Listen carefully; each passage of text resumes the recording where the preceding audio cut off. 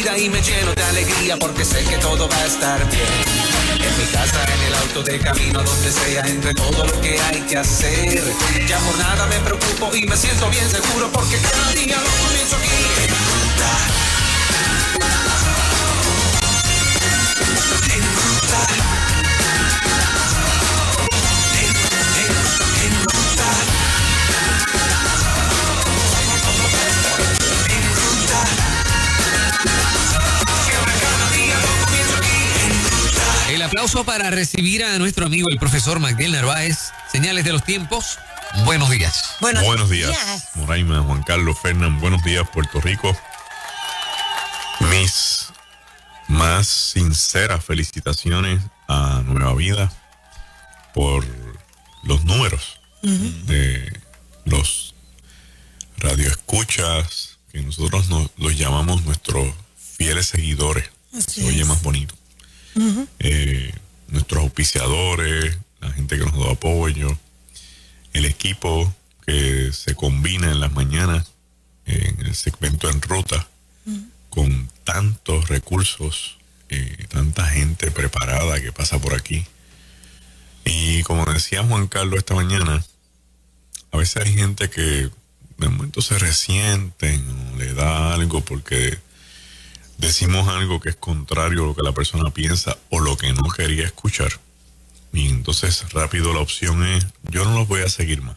Pero mi experiencia en estos 4 años que se cumplen ahora, el 19 de enero, es que son más los que deciden prestar su oído a todo lo que se dice aquí, porque aquí, cuando digo aquí, digo en el espacio de toda la estructura de la emisora, que los que se retiran y se van. Yo recuerdo que cuando yo anuncié que ya por fin, ¿verdad?, habíamos logrado llegar a este espacio, como yo siempre he llamado, esta plataforma de evangelización y de educación, alguien me escribió en Facebook haciendo una referencia diciendo, tú te vas a meter en esa emisora mundana. Y ¿te dijeron así? Sí. No, me escribieron así, en el muro, una dama. Y entonces yo le respondí pastoralmente y le dije, primero, que esa no es la opinión que yo tengo de Nueva Vida. Mi respeto a la suya. Y segundo, si ese fuera el caso, ahí es donde tengo que estar. Exacto. Así mismo. Después la persona me escribió, ¿verdad? Y entonces, cuando yo le pregunto, ¿pero usted escucha la emisora? No, yo no la escucho. ¿Y por qué usted no la escucha? Dice, para que de unas amigas que me dijeron que... Pues eso se te está llevándose a cabo por el criterio de otro.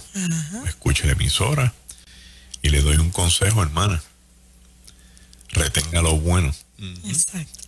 Y deseche lo malo, porque no hay una emisora perfecta. Exacto, así es. Y entonces, pues, después me ha escrito 2 o 3 veces y respaldando la emisora, y sé que escucha porque me ha escrito sobre otros de nuestros recursos, y gloria a Dios por eso. Bueno, habíamos anunciado hace un tiempo atrás que íbamos a estar ocupando estos espacios para hablar y explicar sobre las diversas escuelas de pensamiento de 2 doctrinas fundamentales del cristianismo. La doctrina conocida como la doctrina del arrebatamiento, también conocida como el traslado, y en el pueblo llamada el rapto, y la doctrina de la segunda venida de Cristo. Cuando nosotros hablamos de doctrina, la gente piensa en doctrina en una cosa y la definición posiblemente va por otro lado. Es el conjunto de creencias y de postulados que se fundamentan en una interpretación de los textos. Las doctrinas la doctrina no es un concepto exclusivo de la religión. Doctrina puede estar dentro de la política, puede estar dentro del mundo social, cultural, en cualquier ámbito de la doctrina científica, ¿sí? Y hay posiblemente otros tipos de conceptos asociados a la doctrina, como es el dogma, que es un postulado que tiene creencias innegables o que no se pueden debatir. Entonces una doctrina puede tener dogmas y puede tener creencias y se combinan. Las doctrinas se hacen fuertes cuando mucha gente está dentro del mismo pensamiento. Y obviamente, al haber mucha gente, se fragmenta posiblemente en una variedad dentro de la misma doctrina. Para las personas que son recientes creyentes, o sea, que están en el Evangelio hace poco, están empezando, y algunos que llevan un tiempito y que no han escuchado quizás otras cosas, lo que vamos a hablar desde este jueves y jueves subsiguiente es la forma en que se piensa sobre dos temas que hemos expuesto en la mañana de hoy. No necesariamente es la posición exclusiva de Nueva Vida. No voy aquí a establecer que lo que yo estoy diciendo es la verdad. Así que es como si usted estuviera en un salón de clase que le vamos a explicar todo lo que hay. Y usted reacciona, ¿verdad? Si quiere reaccionar a favor y en contra, pero es que lo que quiero es que más allá de criticar, juzgar y empezar con el tome y dame en los textos y los comentarios que escriben, exacto, que escuchen y aprendan lo que piensa otra gente. Lo que piensa otra gente. Y voy a ser bien enfático en eso. Número uno, porque yo no tengo aquí al frente al apóstol Pablo y tampoco tengo al apóstol Juan para sentarme con ellos y en una entrevista de tú a tú que me cuenten qué fue lo que vieron, qué fue lo que contaron, qué fue lo que ellos entendieron, porque ahí sería la mejor interpretación. No están. Lo que tengo es el Espíritu Santo que me puede dirigir, pero yo tampoco puedo decir que porque el Espíritu Santo me está dirigiendo, yo tengo la verdad absoluta. Lo segundo que voy a establecer es que yo puedo creer en la Biblia lo que dice literal. Y hay cosas que yo las creo literal de como están en la Biblia. Pero hay otras que las creo literal, pero necesito interpretarlas para poder entenderlas. claro, Porque la Biblia en muchas ocasiones me trae unos textos y unos versos, pero no me acompaña la interpretación. O sea, ¿quiénes son los 24 ancianos? ¿Quiénes son los 4 seres vivientes? ¿Quiénes son los 2 monstruos, uno con los 7 cuernos, con las 7 cabezas y los 10 cuernos y el monstruo de al lado? No lo sé. Entonces tengo 2 opciones. Lo que no sé, como ha hecho mucha gente a través de los años, ponerse a inventar, o como hacen otros, ¿verdad? Responsablemente, empezar a estudiar para ver cómo yo asocio unos textos con otros. Y una de las claves más sencillas es ver si lo que yo estoy leyendo aparece en otro texto bíblico para ver si me puede dar un poco de dirección. Vamos a usar 2 ejemplos. El fuego y el agua en los textos bíblicos se pueden interpretar para el lado positivo y para el lado negativo. okay, La gente dice, no, pero que el agua es el bautismo y el fuego es el Espíritu Santo. Sí, bueno, sí, pero el fuego también es símbolo de destrucción. Con el fuego y azufre Dios quemó y destruyó a Sodoma y a Gomorra. La Biblia dice que Dios es amor, también es fuego consumidor. fuego consumidor. Y el fuego se usa para quemar, destruir. Y en el lado positivo se usa para purificar, para traer algo nuevo. Pero esa parte de fuego consumidor es de juicio, Es juicio por amor. por amor. Por okay. amor, juicio por amor. El agua, por ejemplo, pues representa el bautismo, representa la nueva vida en Cristo, pero también en el mundo judío el agua representa destrucción. El mundo fue destruido por un diluvio. Entonces, hay que mirar los textos con calma, sin apasionarse, para ver qué es lo que realmente Dios quiere con nosotros a través de su palabra. Magdiel, te tengo una pregunta. Cuando tú dices, estudien, ¿verdad? Métase en lo que están leyendo. Eso incluye internet también, porque hay una de disparates en internet. Bueno, el problema del internet es que tiene fuentes que no son fiables. Ajá. Porque hay fuentes en internet donde todo el mundo escribe. Exactamente. Wikipedia es una fuente de información donde todo el mundo escribe. Y tiene datos reales y tiene datos ficticios. Okay. Entonces se vende de esa forma y usted la baja y usted dice, contra, pero ¿quién habrá escrito esto? ¿Sí? Porque ya tienes otra fuente. No estoy diciendo que no sirva, léala, pero no es fidedigna. Y eso se dice en las universidades y se dice, hay profesores que en su prontuario dicen, no quiero textos, ni fuente, ni información de Wikipedia. Wow. Por decirte uno. Hay otros sites, uno que se llama monografías.com. Tiene buenos documentos, pero es la interpretación y la investigación de alguien. Exacto. Sobre un tema en particular. Y así por el estilo, yo cuando era profesor universitario, le decía a los estudiantes, bueno, todavía soy profesor universitario, digo, no me usen esta fuente y yo me dedico a buscar si me están copiando esa fuente. Y le pongo su nota, mire, usted me trajo esto de esta fuente no es veraz. También tengo que decir que hay que tener mucha cuenta con los mismos libros. No solamente de internet, con los libros. Y voy a explicar por qué. Porque nosotros tenemos una variedad de clasificaciones en los libros. Libros académicos, que son bastante densos y profundos de información. Tenemos libros de interpretación, que a lo mejor no son tan densos como los académicos, pero son de académicos que lo que buscan es interpretarte algo específico entre los textos bíblicos. Y tenemos libros devocionales.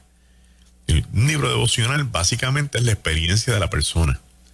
Y la experiencia de la persona es su experiencia. Si yo la uso para una interpretación general, estoy hablando de que la experiencia de la persona se va a convertir en una doctrina. Y ahí hay un peligro. Porque la experiencia personal es lo que Dios trató con esa persona, que no necesariamente es lo que Dios quiere tratar con los demás. Si Dios me dice a mí, no te quiero con barba, pues yo no puedo venir aquí un día a decir, hermano, tienen que afeitarse porque Dios me dijo a mí que no usara barba. No me lo dijo a mí, me lo dijo a mí, no me lo dijo a más nadie. Entonces, Fernán, por eso tengo que afeitar. Y no es real, no es real. Entonces, el problema que tenemos últimamente con el asunto de los libros es que muchos hermanos y hermanas son buenos lectores, pero no han leído la Biblia. Entonces me leen un texto de un autor que está interpretando, digamos, 3 versículos de la epístola de los Romanos. Y me va a decir que los 3 textos de Romanos 8 que está leyendo establece X, Y, Z porque este autor lo dijo. No es la mejor forma. No, pero esto es un autor bueno. Sí, no estamos hablando del autor. Estamos hablando del proceso. ¿Cómo el proceso? Primero yo tengo que leer la Biblia para ver qué ese texto me está diciendo a mí. Pues cuando uno lee la Biblia, el Espíritu Santo le pone a uno espejuelos para que uno vea cosas que otra gente no ve, porque el texto me habla a mí. Después que yo leo la Biblia, yo voy a ver qué hay sobre esta epístola de los Romanos, a quién se la escribió Pablo, cuándo la escribió, o sea, cuál es el contexto vivencial de esa epístola. Y después, si yo quiero, leo otros libros que tengan que ver con textos específicos para ver si yo estoy de acuerdo o no con ese autor. Pero decir que este autor lo que está diciendo es la verdad, sin yo haber leído la Biblia y sin saber qué Dios me quiere decir, me estoy diciendo que la opinión de este autor es la que va a prevalecer. Y ahí es que tenemos tantas situaciones dentro de las iglesias, que tenemos demasiadas personas reclamando la verdad de una interpretación y luchando contra los demás sin ni siquiera dar espacio a escuchar la opinión de otro. Y esto se ha propagado de tal forma y tal manera que ya no se puede hablar. No se puede hablar porque si usted dice algo y el otro no cree en eso, ya se forma un revolú. Entonces usted está mal, eso no es así, esa doctrina es del diablo, esto y lo otro. Tiene que tener cuidado. Exacto. Tiene que tener cuidado. Y yo admiro la emisora y admiro la cantidad de recursos que pasen por aquí, porque decimos lo que tenemos que decir. Y yo sé que hay gente que se resiente, pero usted tiene que escuchar otras posturas. Tiene para crecer y para edificarse. Y habiendo dicho eso, pues entonces le estoy invitando a los hermanos que nos van a escuchar desde este jueves en adelante a que escuche todas las posturas que hay. Correcto. Para que pueda incluso entender a su prójimo. Uh-huh. Yo aprovecho y hago esa nota al calce con lo que tú estás diciendo, Magdiel. Nueva Vida tiene distintos recursos y si hay algo que hemos aprendido de la Biblia es que nada es de privada interpretación en la Biblia. Así que puede haber diferencias en los propios recursos de la emisora, ¿verdad? En líneas de consejería para los que son psicólogos, en líneas de enseñanza bíblica como Magdiel, como Marlene, como cualquiera que traiga un insumo de la palabra. Nueva Vida, Juan Carlos Matos y nosotros como ministerio, yo no puedo pretender de que todo lo que Magdiel enseñe encaje con lo que Marlene interpreta o viceversa. Eso es imposible. Y eso es algo que si fuera de esa manera, yo los reuniría aparte para decir, por favor, pueden diferir. Porque en la riqueza de cómo se ven las cosas, que a este se le escapó este detalle, que a este no, y viceversa, es que yo soy enriquecido con el conocimiento de la Escritura. No hay un ente monolítico de interpretación donde cada cosa que se dijo encaja con lo que el otro dijo. Y si usted como oyente va a mirar y a escuchar los recursos de Nueva Vida para encontrar conflicto en ellos, está perdiendo un tiempo valioso de aprendizaje, porque el punto principal no es encontrar en qué difieren para hacerlo un issue. El punto principal es en qué difieren para yo enriquecerme y para yo aprender. No necesariamente hay un conflicto en líneas y posturas de los distintos recursos de la emisora, tanto bíblico, vuelvo y repito, y de consejería. ¿Y por qué lo digo? Yo llevo haciendo este programa hace 30 años. Empezó en Mayagüez y aquí en el área metro, 20 años. Yo le puedo decir a ustedes que en líneas de consejería para matrimonios tengo recursos que dicen, divórciate. Y tengo otros recursos que dicen, yo jamás diría divórciate. Eso no se le dice a nadie. Los he tenido aquí, ambas posturas. Ambos son valiosos, ambos son tremendos. ¿Tú sabes qué dice la Escritura para ti y para mí? Que el consejo que no te gustó lo metas al zafacón si tú crees que no es bueno y te quedes con todo lo que es bueno. Y echamos para adelante todo y somos edificados todos. Pero pretender de que haya una línea editorial exacta en todos los recursos de la emisora, llámense como se llamen, es imposible. Y nosotros como ministerio, no fomentamos que sea así. ¿Ok? Pueden haber diferencias. Usted lea la Escritura, estúdiala, tenga su propio criterio y eche para adelante, no se me escandalice. Bien, habiendo dicho todas estas cositas, lo primero que vamos a decir en cuanto a este programa que inicia una serie es que en el mundo cristiano existe en algunas áreas una confusión entre las dos doctrinas. ¿Por qué? Porque hay seguidores de Cristo, hay cristianos que piensan que cuando se habla del traslado, el arrebatamiento o el rapto, se está hablando de la segunda venida de Cristo. Y hay gente viceversa que cuando se habla de la segunda venida de Cristo piensan que es el rapto de la iglesia. Sí. Entonces son dos doctrinas por separadas una de la otra. Uh-huh. La diferencia inicial es que cuando se habla de la doctrina del rapto, del traslado y el arrebatamiento, que no es un concepto que se encuentre así dentro de la Biblia. No se encuentra así, igual que otros conceptos. Por ejemplo, el concepto de encarnación no está dentro de la Biblia como tal. Sin embargo, está en Cristo. Dios se hizo carne. La Trinidad también. La Trinidad, que es otra doctrina, correcto. Y que hay doctrinas que nosotros en el cristianismo protestante las heredamos de la Iglesia Católica. La Iglesia Católica estableció una serie de doctrinas dentro de un documento que se llama el Didaje, que viene de didáctico, de enseñanza. Y que hay otras doctrinas que las hemos heredado de la Reforma Protestante, después de Lutero. Y hay otras doctrinas que las hemos adoptado de Calvino, de Wesley. O sea, hay un conjunto de doctrinas que vienen corriendo con la iglesia cristiana a lo largo y ancho de los años. Y lo planteo Porque la doctrina del arrebatamiento o del traslado o el rapto, y de ahora en adelante le voy a llamar al arrebatamiento, antes que mencionar 3 palabras, se me va el programa en eso, es una doctrina que no tiene muchos años. Es una doctrina de más o menos 200 años, como mucho. Pero las doctrinas reformadas tampoco tienen muchos años. Estamos hablando de 500 años. Para una iglesia que tiene 2000. ¿Bien?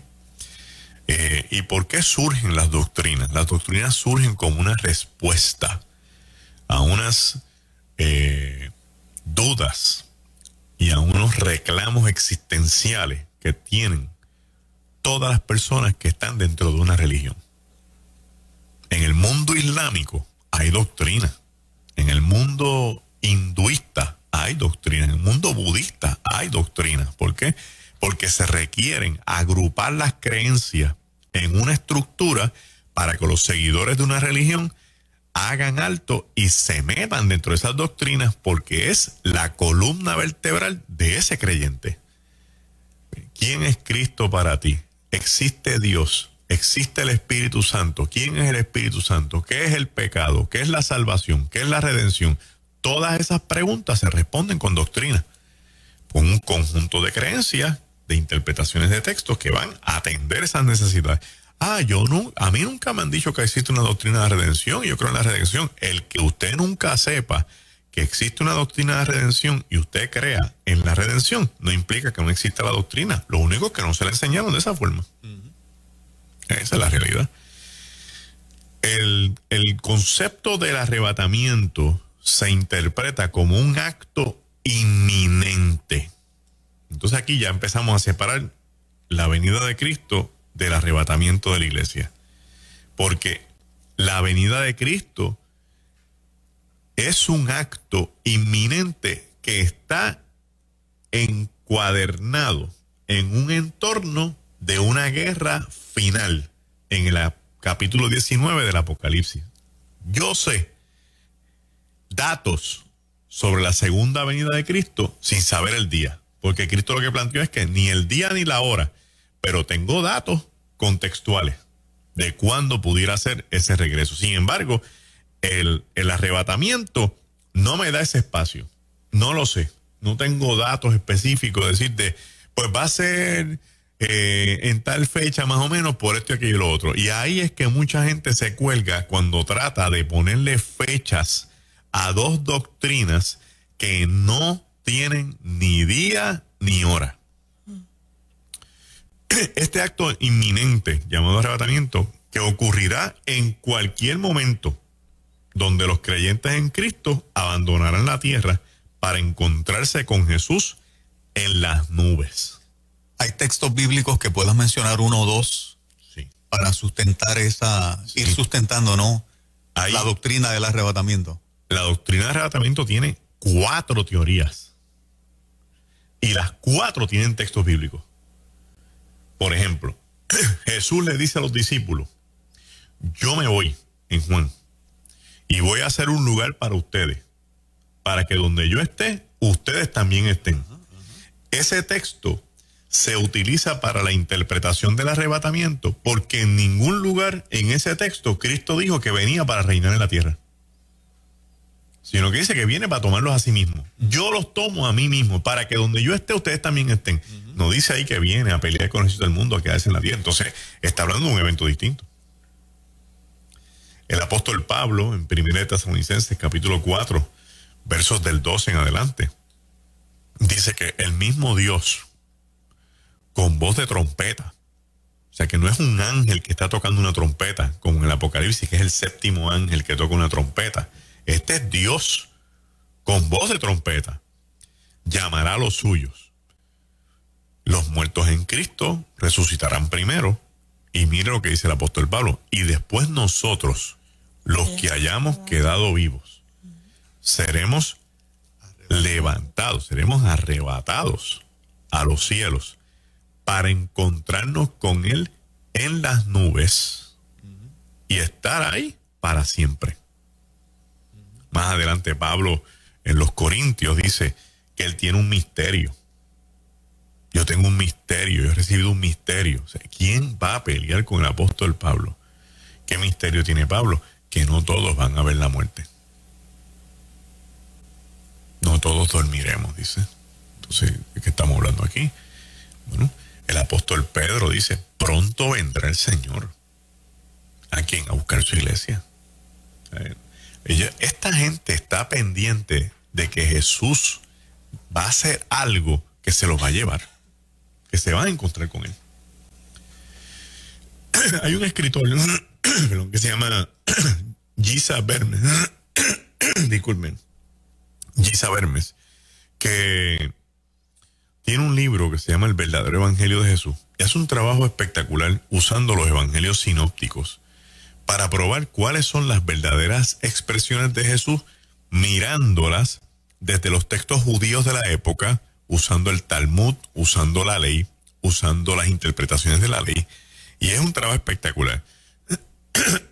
Giza Vermes dice que él entiende que en esos textos no se habla de la venida de Jesús. Que eso es algo que trajo la iglesia.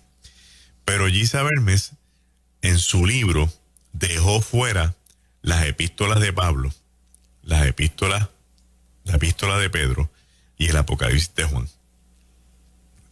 Que si los hubiera traído antes, hubiera tenido un mejor marco de referencia, porque en estos documentos lo que se habla es lo que Cristo habló con ellos y lo que ellos interpretaron de las palabras de Jesucristo de primera mano. Y todas las epístolas de Pablo se escriben antes de los evangelios. Que los primeros escritos del Nuevo Testamento son las epístolas paulinas. Entonces, por lo tanto, cuando se escriben los evangelios, ya se ha ido prácticamente perdiendo bastante de las historias de Jesús porque no tenemos testigos, porque la gente no está dispuesta a hablar, porque otros se murieron, se mudaron, se fueron en la diáspora. Y por eso los evangelios tienen poca historia de Jesús, porque no tenemos forma alguna de poder reconstruir toda la historia de Cristo prácticamente 20, 30 años después de la resurrección. En un mundo donde no hay internet, en un mundo donde no hay Facebook, ni toda esa tecnología que tenemos hoy día.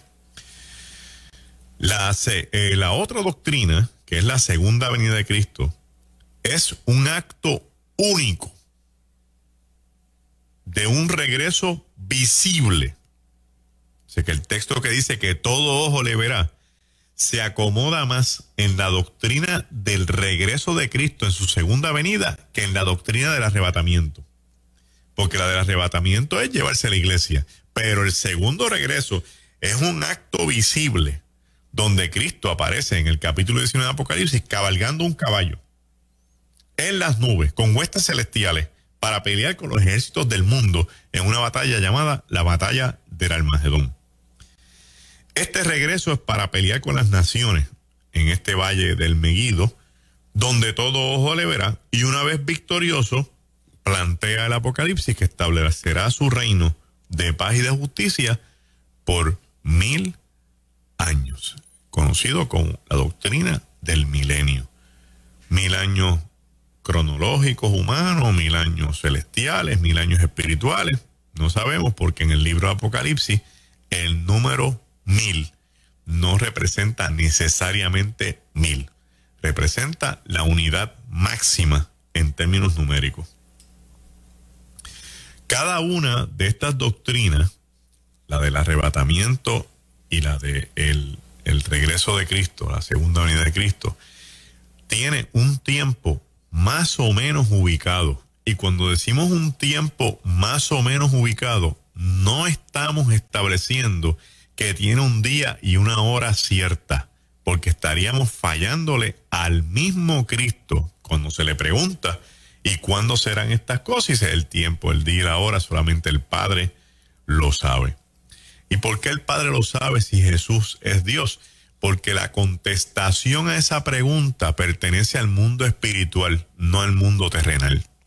Y Cristo no puede plantear, siendo Dios, que Él tiene esa noción en el mundo terrenal, porque también le dijo a los discípulos en el capítulo 1 del libro de los Hechos, cuando le preguntaron si Él va a restablecer a Israel, dijo, estas son cosas que el Padre delegó en otras potestades. Por lo tanto, no me va a contestar porque yo no estoy apto para la contestación. Y entonces dice, no, solamente el Padre en su día, ¿verdad? Y también tenemos que entender algo bien importante.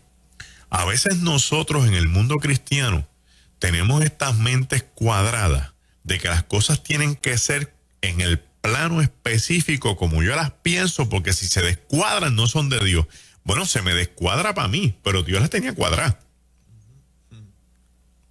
¿Y usted puede dar un ejemplo de eso? Claro. Dios le dice a Jonás que vaya a Nínive porque él los va a destruir. En el texto no dice, ve y dile a Nínive que si no se arrepienten yo los destruyo. No, Dios se quedó con eso en el bolsillo y él es Dios. Vete y dile que yo los voy a destruir. Y Jonás fue. Mira, el Dios al que yo le sirvo, Jehová dice que los va a destruir. Y la gente cogió y decidió arrepentirse. Hasta los animales ayunaron por 3 días. Y Dios no los destruyó. Chico, ¿cómo quedó Jonás? Jonás quedó bien, Jonás obedeció. Jonás no tiene que quedar bien, aquí que tiene que quedar bien es Dios. Pero ¿y cómo Dios queda bien? Dios queda bien porque fue exaltar su misericordia. O sea que Dios puede decir cosas y de momento cambiarlas. No es que las cambie, es que Él tiene un plan que yo desconozco. Yo pienso fielmente que la iglesia, si se une y se pone a orar, puede cambiar destino, puede cambiar rumbo, puede cambiar derrotero. ¿Por qué? Porque Dios escucha la oración. No fue el profeta donde el rey a decirle, recoge tu casa que te vas a morir. Y este rey Ezequías no se tiró al piso a rogarle a Dios y no estaba el profeta fuera del patio cuando regresó diciendo, le dice el Señor que te va a añadir días, años. Entonces, ¿qué buscaba Dios? ¿Matarlo? No, que se arrepintiera. Hay cosas que Dios dice para provocar un arrepentimiento. Pues se equivocó. No se equivocó porque al final del día, en algún momento Ezequías se iba a morir. Pero no podremos cambiar lo que ya está escrito. No. Hasta ahí. No, lo que está escrito de la forma en que se interprete. Porque a veces hay algo escrito que requiere que se interprete. Por ejemplo, en el texto bíblico, cuando se habla de términos, en términos de, perdón la redundancia, en asuntos de días, de años, de generaciones, puede que yo lo esté interpretando el escrito en un término de 40 años y a lo mejor el término es 70. Entonces yo digo, no, porque ahí dice que es un término son 40 años. Para mí, a lo mejor para Dios son 70. Sí. Lo que quiero decir es que en la última instancia, aquí el que sabe cómo es que es Dios. Es Dios. Yo puedo tener un conocimiento y una interpretación y estar totalmente equivocado porque Dios me dice, bueno, está cerca, pero eso no va a ser así. O yo pensé hacer esto ahora, pero lo voy a hacer 5 años más adelante. Porque quiero salvar todo este grupo de gente que se va a perder. Cuando, y quiero que quede claro que cuando la salvación de los seres humanos están en juego, Dios va a ser misericordioso hasta las últimas consecuencias, porque aquí el asunto más importante para Dios es salvar las almas.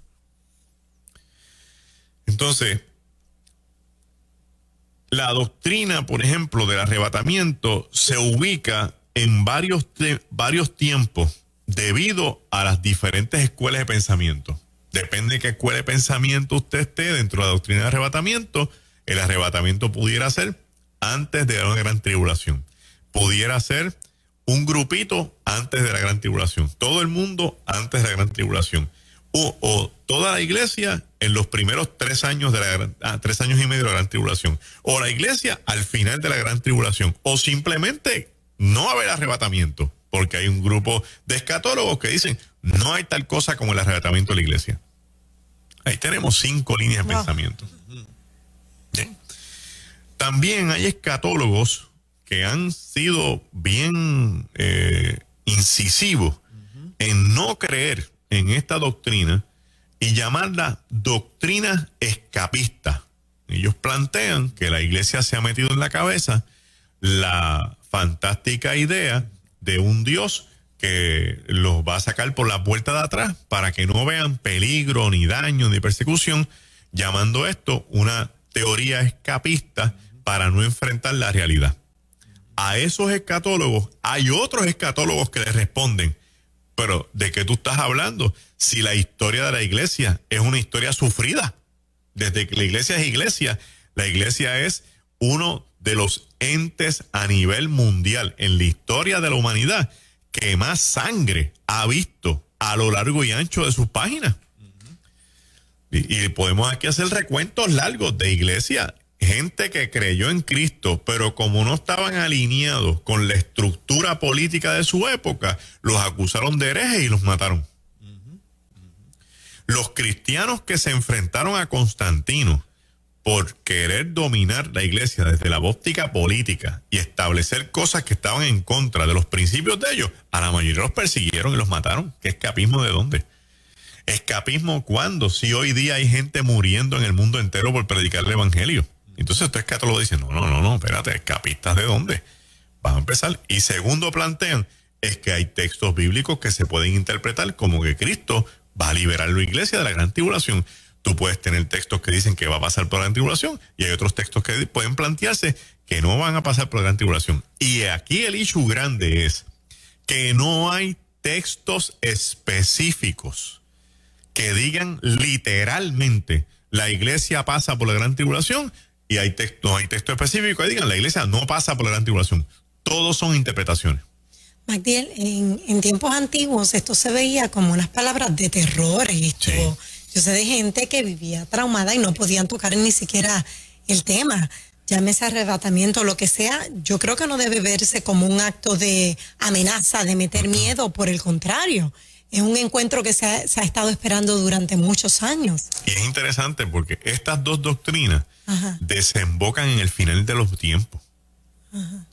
Entonces lo que plantea esto es, tienes que mirar todas las circunstancias para ver si estas doctrinas van alineadas con los pensamientos de la vida cristiana, no para tener un terror de que existe un anticristo, de que viene un nuevo orden mundial, de que va a haber la gran ramera, se van a levantar los ejércitos en contra de la iglesia. O sea, es para que pienses que si esto es así, tu redención está cerca. Es un elemento de ver una estructura contextual de victoria en la crisis. Te quería preguntar, Magdiel, una de las cosas que más veo común cuando entramos en este tipo de interpretación es que hay un sector que se desanima porque estas diferencias de interpretación bíblica la ven y la miran como que todos los cristianos deben pensar de la misma manera. Y escucho comentarios, tú los has escuchado, Fernán y Moraima, de por eso es que yo no creo en ninguna iglesia, porque cada cual tiene una. Entonces pierden de tener una relación con Cristo, porque hay diferencias de interpretación bíblicas sobre temas como este. Entonces, a mí me parece que nosotros como creyentes tenemos que tener este nivel de tolerancia de permitir que otros lo vean como lo quieran ver, ¿verdad? Siempre y cuando lo fundamental nos une, que es que creemos en el sacrificio de Cristo, que nació de manera virginal, que murió por nuestros pecados porque somos pecadores, porque todos pecamos y fuimos destituidos de la gloria de Dios y porque necesitamos salvación. Esa parte donde hoy día, y yo creo que Nueva Vida ha sido ejemplo en el sentido de que cuando decimos somos emisora de evangélicos, católicos y gente que no asiste a ninguna iglesia, lo que he pretendido transmitir, ¿verdad? De manera clara, es que los puntos de interpretación bíblica, hay cosas que no son puntos de salvación. Son así. Por eso yo tengo amigos adventistas del séptimo día, que son mis hermanos en Cristo. Ellos no creen en el arrebatamiento y creen que van a vivir la gran tribulación. Nos une Cristo, nos une la sangre de Cristo. Si esa interpretación, hay una diferencia entre nosotros, no los echo al zafacón a ellos como creyentes. Pero veo que miles de cristianos sí lo hacen. ¿Cómo podemos mantener una sana doctrina bíblica como creyentes sin obligar a que los que no piensan como nosotros en ese tipo de interpretación piensen como nosotros y que los validemos como cristianos vis a vis, ¿verdad? Porque para mí hay miles de católicos salvos que le sirven a Cristo, pero hay cristianos que piensan que ningún católico se va a salvar. ¿Me sigues? O sea, ¿cómo podemos, lo fundamental que nos distinga como creyentes y que nos conceptuemos la iglesia de Cristo, aunque en estas cosas, pues no lo veamos de la manera en que algunas cosas se interpretan? Excelente. Para eso, yo siempre explico el modelo de la columna vertebral. Por ejemplo, yo tengo esta cabeza llena de información. Y a veces la gente me dice, y usted no se confunde, usted no se enreda. Usted no tiene controversia y conflictos. Todo el mundo los tiene. Hay días que amanezco y digo, ¿qué irá a pasar? Hay otros días que amanezco y digo, hoy no va a pasar nada. Y es normal. Ahora, yo me he circunscrito a un modelo que yo llamo el modelo de la columna vertebral. Y es mi modelo y lo tienen otras personas, no es mío exclusivo, pero lo comparto. Una columna vertebral va desde las cervicales hasta el coxis. Pero esa columna vertebral tiene hacia los lados, ¿verdad? Costillas, tiene vértebras, tiene discos.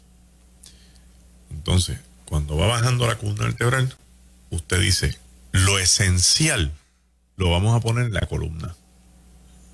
Lo que son los pilares de este evangelio. La doctrina del arrebatamiento no es un pilar del evangelio. Es una doctrina alineada al evangelio. El regreso de Cristo pertenece a la columna del evangelio, pertenece a la columna vertebral, porque es esencia del evangelio. Cristo viene. Exacto. Y es uno de los 5 puntos vitales del evangelio, que son, como ya los mencionó, que Dios se hizo carne, que murió por nosotros, que resucitó de los muertos, que anunció su regreso y delegó este mensaje en la iglesia. Esa es la columna vertebral. Eso es lo que los tiene que unir. Todo el que profese eso está en la columna vertebral. Pero esta gente no cree en el rapto ni en el arrebatamiento. Pues esa costilla va para el lado derecho o para el lado izquierdo. Pero estos creen. Esa costilla va para el otro lado. Pero las dos costillas están pegadas a la misma columna. Y yo no me salvo por las costillas, me salvo por la columna.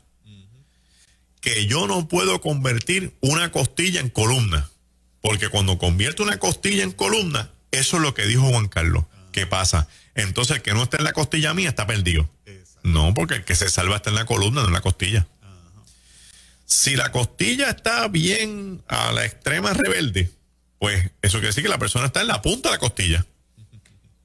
Si está bien cerca a la realidad, está la costilla más cerca de la columna.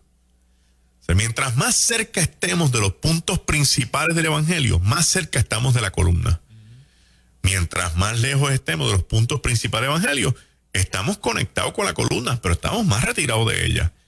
¿Nos vamos a perder por eso? No, usted no se va a perder por eso.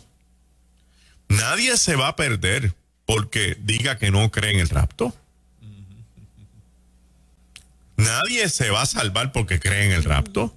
Lo que me salva es Cristo. Porque si no estaría diciendo que todas las doctrinas que tiene el cristianismo, que son muchísimas, yo tengo que creer en todas para salvarme. Y eso no es lo que dice la Biblia. La Biblia dice que confiesa a Cristo como tu Señor y serás salvo, tú y tu casa. Entonces, aquí no me puedo salir del centro. Las doctrinas de convivencia en las iglesias, ¿están en la columna vertebral? No están en las costillas, son todas costillas. Las doctrinas sobre cómo se van a manejar los cultos y la adoración y las danzas y eso, ¿están en la columna vertebral? Están en las costillas. Porque el verdadero adorador adora en espíritu y en verdad. Ahí no se habla de músicos, ni de pandero, ni de danza. Que quiere conectarlo con las danzas, que quiere conectarlo con la adoración musical, excelente, son costillas. Pero el adorador está por la mañana fregando. El Señor es mi pastor y nada me faltará. Está adorando. Ahí no hay ni un pandero ni nada. Está en el carro. El Señor es mi luz y mi salvación. ¿De quién he de temer? Entonces, tenemos que buscar la manera de ver cómo nos encontramos. Porque aquí viene la otra parte de la columna con las costillas. La costilla que está hacia la izquierda y la costilla que está hacia la derecha, donde único se pueden encontrar es en la columna. No hay forma de que una costilla se encuentre con otra.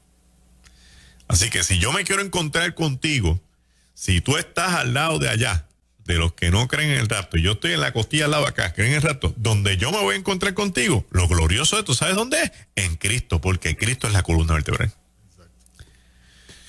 Pablo tenía estas luchas en las epístolas.